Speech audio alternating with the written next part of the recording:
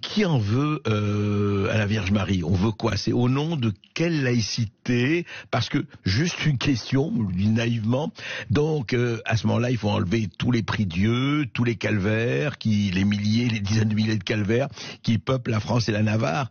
Qu'est-ce qui se passe? Bah, écoutez, vous avez choisi d'introduire cette émission avec une très belle chanson de Georges Brassens. Moi, je voulais juste rajouter ce couplet. Par la mère apprenant que son fils est guéri, et c'est la raison de la présence de cette statue de la Vierge.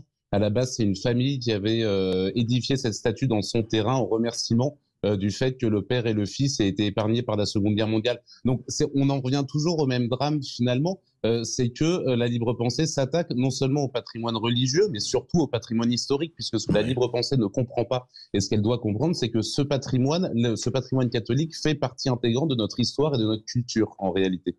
Oui. Et c'est bien ça, je pense, le drame. On voit donc cette libre pensée qui a entendu parler en plus de ce calvaire parce qu'il avait été endommagé par un accident de la route, sinon il n'en aurait jamais entendu parler, ça ne lui aurait jamais posé le moindre problème. Et on les voit traquer ça et là, encombrer les tribunaux pour faire enlever ce patrimoine. Et c'est tout à fait scandaleux.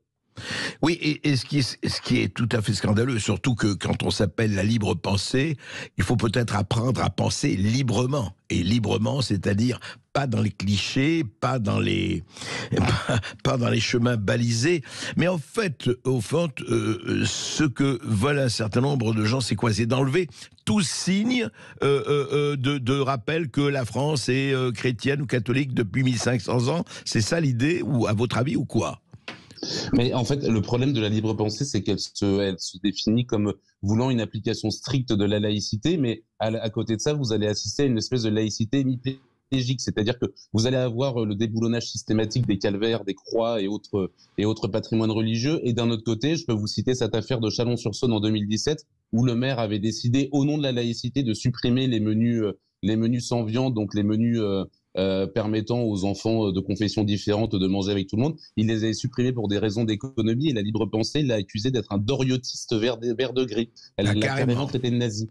Donc, si vous voulez, c'est un respect de la laïcité, mais c'est un respect de la laïcité totalement hémiplégique, et surtout, c'est une pensée, c'est une famille de pensée intellectuelle qui aurait dû s'arrêter en 1905, en fait, en réalité, puisque c'est une association qui, derrière la laïcité, cache une haine profonde du catholicisme et du christianisme, et on ne la voit d'ailleurs jamais attaquer les autres religions. Enfin, c'est symptomatique d'une génération, si vous voulez, cette association.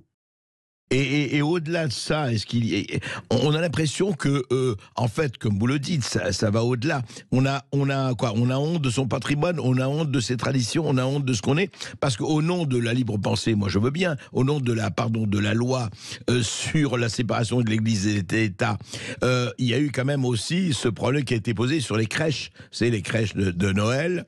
Attention, il faut les enlever de la mairie. Résultat, vous avez beaucoup de maires qui les ont mis devant la mairie. Donc, pour accéder à la mairie, il fallait passer par la crèche. Tout ça est assez artificiel, pour ne pas dire autre chose.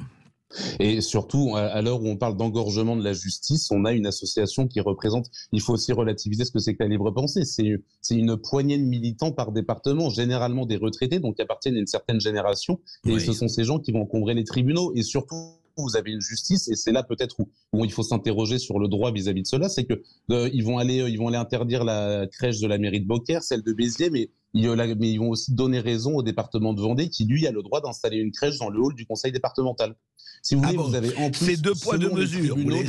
Ah oui, c'est à géométrie variable, quoi.